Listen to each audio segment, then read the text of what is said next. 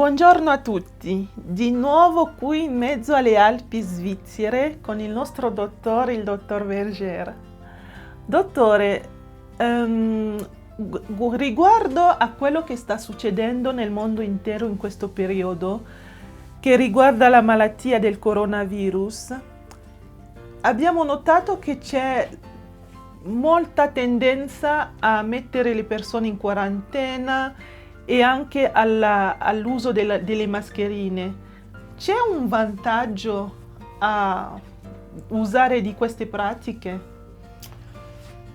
Alors, c'est pas la première fois dans l'histoire de l'humanité qu'on a eu des épidémies. Non è la prima volta nella storia dell'umanità che abbiamo delle epidemie. Il y a en Suisse, par exemple, il y a à l'époque de mes grands-parents, on n'avait pas encore le traitement pour la tuberculose. In Svizzera, ad esempio, all'epoca dei nonni del dottore, non c'era ancora la cura contro la tubercolosi. Et on pouvait mourir de la tuberculose. E si poteva anche morire di tubercolosi.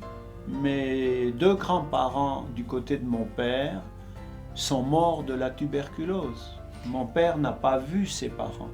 I miei nonni paterni sono morti della tubercolosi. Mio padre non ha visto i suoi genitori, non è cresciuto con loro. Et on a pris des décisions pour confiner. Mais on a toujours, dans l'histoire du monde, confiné les malades, pas confiné les bien portants.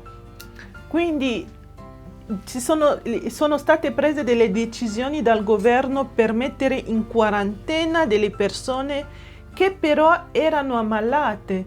Nella storia del mondo non abbiamo mai visto che si mettono in quarantena delle persone sane piuttosto che quelle ammalate. Par exemple, dans une région, vous aviez, dans les derniers mois, février, mars, on avait 100 malades dans une ville. On a confiné tous les bien portants et au lieu de confiner les 100 malades. D'accord? Quindi potevate vedere nei mesi di febbraio, marzo, che in una città dove c'erano 100 malati di coronavirus si metteva in quarantena tutta la popolazione, tutta la città, ma non i 100 ammalati. Normalement, on aurait dû isoler les malades, mais pas renfermer tous les bien portants. In teoria dovevano mettere in quarantena gli ammalati, ma non tutti quelli che erano in salute. Qu'est-ce qui s'est passé? Cosa è successo? Si vous mettez en confinement dans les familles, il y a plus d'infections dans la famille à la maison que si la famille est dans la nature. Se voi mettete in quarantena una famiglia dove c'è un malato, ci sono più infezioni nella famiglia che quando vanno nella natura a prendere dell'aria. Et c'est pour ça qu'on a vu qu'il y avait plus d'infections, plus de coronavirus qui étaient hospitalisés, qui venaient des familles enfermées que celles qui n'étaient pas enfermées à la campagne. E quindi è per questo che si è verificato che c'erano più ammalati che provenivano dalle famiglie nei pronto soccorsi, perché questi erano confinati fra di loro e quindi c'erano più probabilità di ammalarsi tutti quanti, piuttosto che quelli che erano in piena natura in mezzo alla campagna. Donc s'il faut faire un confinement, c'est un confinement des malades, mais pas des gens bien portants. Quindi quarantena sì, ma di chi? Degli ammalati, non dei sani. En plus, dans le confinement, beaucoup de gens ont eu des dépressions. Pendant ou après il confinement. E in più, durante e dopo la quarantena, ci sono state tante persone che hanno sofferto di depressione. Dépression parce que dans un appartement, s'en sortir pendant plusieurs semaines. Il y a des conflits, des difficultés, et tout ça, ça diminue. Quand le cerveau est en dépression, toutes les cellules de l'organisme sont déprimées. Mhm.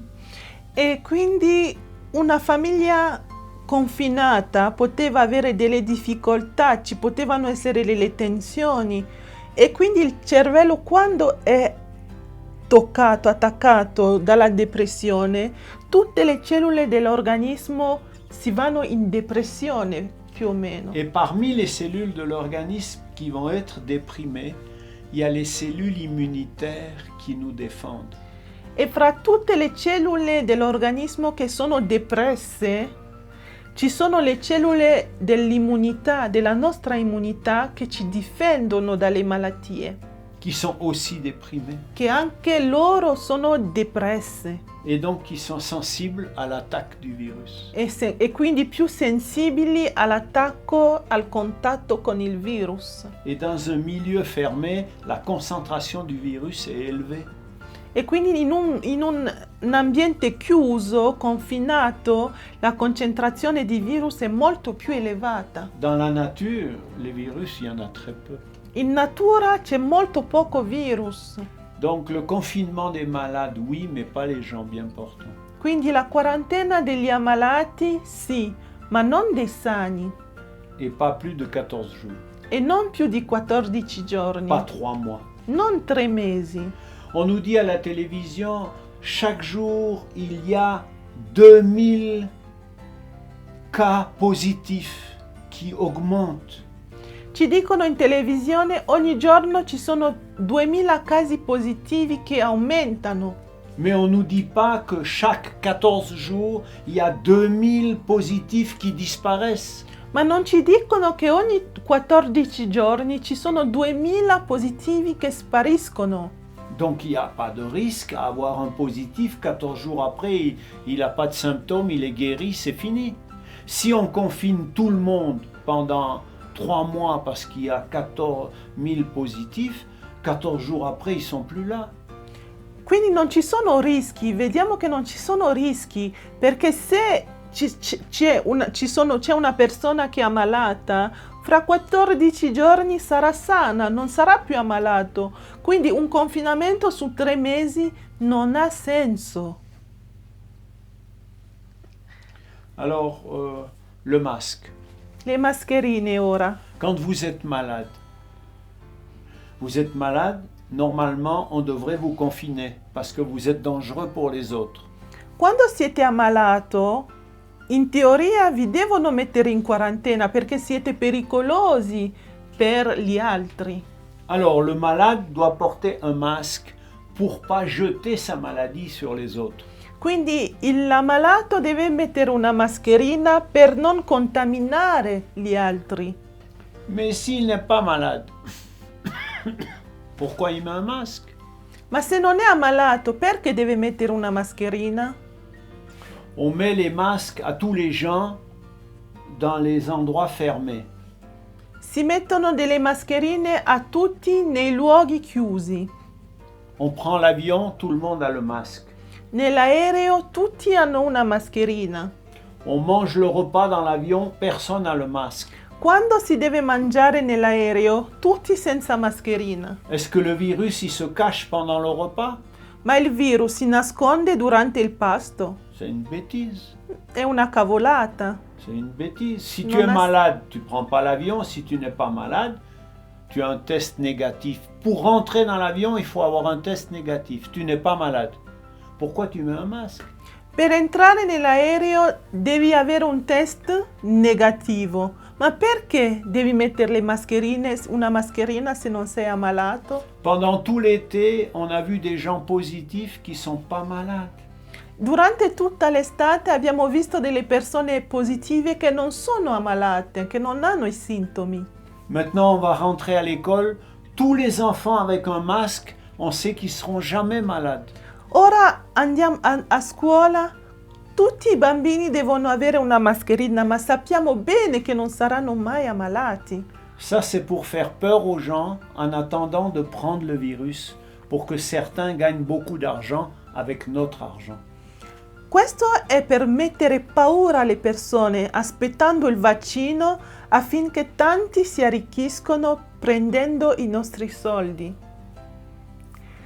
Questo è quello che il dottore aveva da dirci su questo argomento. Io vi ringrazio, vi dico alla prossima e che il Signore vi benedica. Grazie, dottore.